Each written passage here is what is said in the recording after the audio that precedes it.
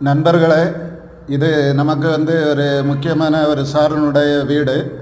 இந்த வீட்டில் என்னான்னு சொன்னால், உப்புத்தன்மை இதனால் பொரிச்சல் நீர் கசிவு இருந்து அதை அந்த சார் கூப்பிட்டு இப்படி என்கிட்ட சொன்னாங்க. நான் அதை போய் பார்த்தேன்.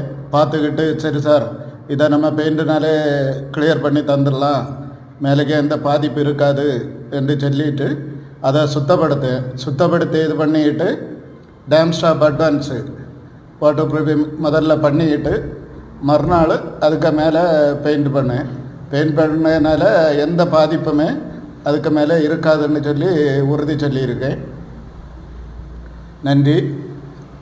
லைக் பண்ணுங்கள், ஷேர் பண்ணுங்கள், சப்ஸ்கிரைப் பண்ணுங்கள். இனி